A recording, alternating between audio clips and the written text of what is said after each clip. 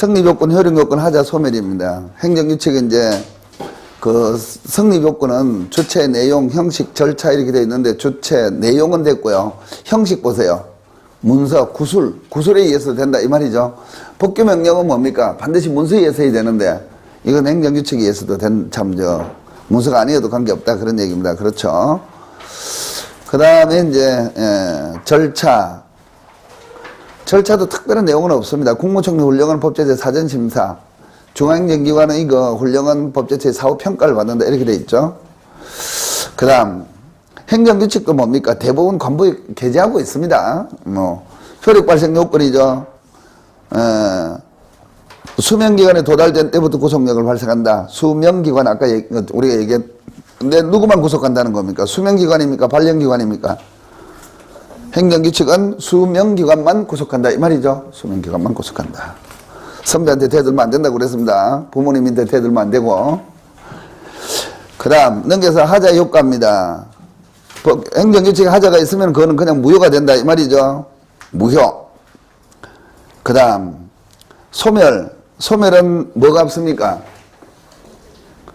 근거법령의 폐지 이런 것들이 없죠. 근거법령이 폐지돼도 뭡니까? 행정규칙은 유효하다 그런 뜻입니다. 근거법령하고 관계없습니다.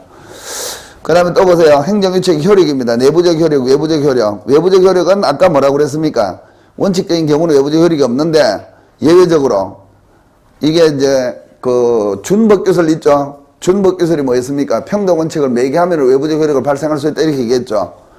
그래서 여기도 보면은 법률 보충적 행정규칙의 경우에는 예외적으로 외부적 효력을 발생할 수 있다. 예외적으로는 법적 구성력이 있다. 그 정도만 정리해 두면 됩니다. 그렇죠? 그 다음 행정규칙에 의한 통제입니다. 국회에 의한 통제, 행정 내부적 통제, 법원에 의한 통제 이렇게 되어 있는데 국회에서 통제할 수 있고 내부적으로 행정 내부적 통제 국회에서 통제할 수 있는데 통제하는 것은 별 의미가 있습니까? 없습니까? 행정규칙은 행정권 내부에만 영향을 미치는데 법률로서 아무리 통제하려고 해도 통제가 잘 됩니까? 안 됩니까? 안 되는 거죠. 이건 내부니까. 그게 별 의미가 없어요. 그 다음 행정 내부적 통제는 내부의 통제권에서 할 수 있고 그 다음 이제 법원에 의한 통제가 제일 중요한데 법원에서도 행정규칙이 됐으면 통제를 하기가 쉽습니까? 어렵습니까? 통제하기가 어렵다 그런 얘기입니다. 그렇죠? 어렵지 않겠습니까? 그렇죠? 어렵다. 그 다음에 이제 위법한 행정규칙은 소송에서 권리 위반할 수 있다 없다. 위법한 행정규칙은 뭡니까? 법에 의해서 구제받기 어렵다 그런 얘기죠. 왜냐하면 행정규칙은 행정부 내부에만 적용되기 때문에 실제 구제받기가 쉽지 않는 거예요. 그래서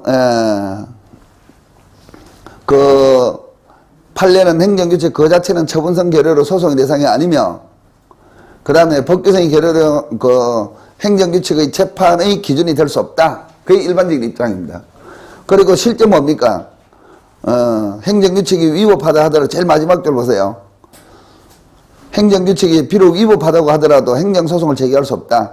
왜 소송을 제기할 수 없습니까? 위법해도. 그 바로 위에 줄에 보면은 원칙적으로 직접 국민의 권리에 영향을 미치는 것은 아니므로 이렇게 돼 있죠. 그러니까 행정규칙은 국민의 권리에 직접 영향을 미치는 게 아니에요. 공무원에게 기준만 주는 거다 이 말이죠.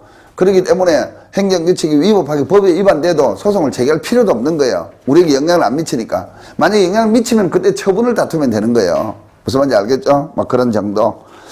그 다음에 넘겨서 행정규칙에 위반한 행정행위. 행정규칙은 내부적 기준만 주고 있기 때문에 행정규칙에 위반한 행정행위는 유효합니다. 거기 보면은 위법성을 주장할 수 없다. 그렇죠? 위법성을 주장할 수 없다는 얘기는 행정규칙은 그냥 기준만 되니까 거기에 위반해도 뭡니까? 그냥 행위는 유효하다 이 말입니다. 기준은 구속력이 미치는 것은 아니죠. 그 다음 이제 우리 헌법재판소에 의한 통제입니다. 우리 헌법재판소는 위헌법률심사제에 의해서 우리 현재는 위헌법률심사제 하는 건 알죠? 근데 행정규칙은 법률이 아니지 않습니까? 그러니까 있기는 있어도 적용될 가능성은 별로 없고 그 다음에 이제 헌법소원에 의한 통제입니다. 헌법소원에 의한 통제가 잘 됩니까? 헌법소원은 제기할 수 있겠죠. 행정소송에서 구제를 못 받으면 헌법소원을 제기해서 구제받을 수 있다. 왜냐하면 행정규칙은 법규성 인정이 되기 때문에 인정될 수 있기 때문에 그런 경우는 국민의 권리에 영향을 미칠 수 있습니까? 없습니까? 미칠 수 있다. 그런 뜻입니다. 그 다음 이제 국민에 의한 통제입니다. 국민에 의한 통제는 여론 같은 이런 것들에서 통제할 수 있다. 됐죠? 뭐 그렇게 어렵지 않고. 그 다음 이제 개별적 행정규칙입니다. 규범규칙 행정규칙인데, 규범규칙 행정규칙 개념을 읽어보면은 규범규칙 행정규칙은 입법기관이 규율 대상의 전문성 등을 이유로 하여 법률의 세부적인 사항을 직접 규율하지 못하고, 거기까지만 먼저 정리해 볼게요. 입법기관은 의회다 이 말이죠. 의회에서 전문적인 그 내용이기 때문에 법률에서 세부적인 사항을 직접 규율 못한다는 뜻이에요. 지금 거기까지 무슨 말인지 알겠죠? 그러면은 행정기관이 해당 내용의 구체화 권한을 일임한 경우 행정기관에게, 그러니까 이제 행정권에게 그냥 마음대로 하라고 줘버린 거예요. 명문으로 줄 수도 있고 규정을 안 할 수도 있고 그런 거예요. 그러면 행정청에서는 어떡합니까? 뭔가 해야 되지 않습니까? 그렇죠? 해야 되면 행정권이 뭘 하는 겁니까? 행정기관이 법령의 명시적인 의미 없는 법령의 내용을 보충하고 그 구체화하는 행정규칙이다. 그러니까 법에서는 구체적인 내용을 정하지 않았으니까 행정권이 처분을 할 때 자기네들 기준을 정해버린 거예요. 그러면 이 자기네들이 정한 이 기준은 법규명령이나 행정규칙이나 이게 문제가 되는 거예요. 뜻은 무슨 뜻인지 알겠습니까? 그러면은 여기서는 핵심적인 단어가 뭘 것 같습니까? 뭐가 제일 중요한 단어일 것 같습니까? 왜 뭡니까? 그 법률로서 세부적인 사항을 정할 수 없다는 겁니까? 뭐 때문에? 전문성 때문에. 그 전문성이 제일 중요한 거예요. 그것만 동그라미 쳐두세요. 그러면 다시 이제 정리해 볼게요. 규범규칙, 행정규칙은 뭐 때문에 생긴다고요? 전문성 때문에. 그래서 워낙 전문적이라서 누가 정할 수 없다. 입법자가 정할 수 없다. 그러면 행정청으로 뭔가 해야 될 것 아닙니까? 그래서 이제 전문가들의 의견을 들어서 기준을 정한 거예요. 그럼 기준을 정하면 이 기준을 법원에서 사법부가 이걸 존중하겠습니까? 존중하지 않겠습니까? 존중하겠죠. 존중한다는 얘기는 그것과 다른 결정을 할 수 있다는 겁니까? 다른 결정 안 한다는 겁니까? 안 한다. 그러면 법규입니까? 행정규칙입니까? 법규가 되는 거예요. 전문성 때문에 법규로 인정되는 거예요. 정하기는 누가 정했습니까? 행정기관이 정한 것이죠. 행정기관이 기준을 정했으니까 형식은 뭡니까? 행정규칙의 형식으로 정했죠. 그러면은 법원도 존중하고 사법권도 존중했죠. 그럼 법규명령이 행정규칙입니까? 이제 무슨 뜻인지, 규범규칙 행정규칙이 무슨 뜻인지 이해가 됩니까? 그러니까 규범규칙 행정규칙을 말이 딱 듣는 순간 뭐가 떠올라야 됩니까? 그걸 잊어먹으면 안 된다 이 말이야. 그게 핵심입니다. 전문성. 그럼 공부 다 끝난 거예요. 오늘 저기 집에 와서 가만히 들어놓아서 규범규칙 행정규칙 전문성 이것까지 자꾸 말을 연결해서 해보라 이 말이에요. 무슨 말인지 알겠습니까? 그러면 다 정리가 되는 거예요. 이렇게 정리해봐라 이 말입니다. 전문성 때문에 누가 정할 수 없었다고 처음에는. 입법자가 의회가 못 정했다. 그래서 행정권은 처분을 해야 되지 않습니까? 그래서 전문가들의 의견을 들어서 누가 정했다고요? 행정권이 기준을 정한 거예요. 무슨 형식으로 정했습니까? 행정규칙의 형식으로 정한 거예요. 그래서 이게 잘못돼서 남에게 피해를 줬다 이 말이죠. 그럼 이제 구제받을 수 있나 없나 이게 문제가 되는데 법원에서는 그 기준을 존중하겠습니까? 존중하지 않겠습니까? 존중하죠. 자기가 따로 정할 수도 없지 않습니까? 존중하면 법규로 봅니까? 행정규칙으로 봅니까? 법규로 본다 그런 얘기예요. 그러니까 그 내용을 가지고 밑에다가 딱 한번 적용을 해볼게요. 연혁이라는 데 보세요. 연혁. 원자력법 영역에서 적용되는 배출공기나 지표수를 통한 방사능의 유출에서 방사선 노출의 일반적 산정 기준, 방사선 노출에 관한 일반적 산정 기준, 그게 뭡니까? 규범규칙 행정규칙이에요. 쉽게 얘기하면. 관련된 독일 연방법원의 비일 판결에서 비롯된 것이다. 독일의 비일 판결. 그러니까 이제 연방내무부 장관이 지침을 규범규칙 행정규칙으로 이해하고 이러한 행정규칙에 대해서도 법원도 구속되는 직접적 내부적 효력이 있다. 구체적인 예가 있고 그런데 그건 다 생각 안 해도 좋습니다. 내가 그냥 말로만 해볼게요. 원자력 발전소 설치를 했죠. 냉각탑을 설치를 해야 되는 거예요. 냉각탑. 우리는 원자력 발전소에서 우리는 뭡니까? 중수론가 뭐 그거였죠. 옛날에는. 그래서 다 그걸 시킬 때 뭘로 시키는 겁니까? 물로 시키는 거예요. 그게 냉각탑이에요. 그래서 이제 옛날에는 그렇게 했는데 지금은 뭡니까? 지금은 물로 시키지 않습니다. 지금 우리나라에 있는 것은 중수로라고 그래서 다 뭡니까? 물로 시키는 거예요.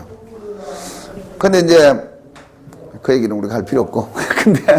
근데 이제 벨기에 같은 이런 쪽이 뭡니까? 원자력이 굉장히 발전되어 있습니다. 그런 쪽은 중수로를 쓰지 않습니다. 중수로를 안 쓰면은 이제 규모도 좀 적어지고, 그 다음에 가장 좋은 게 뭐냐 그러면은 이제 뭡니까?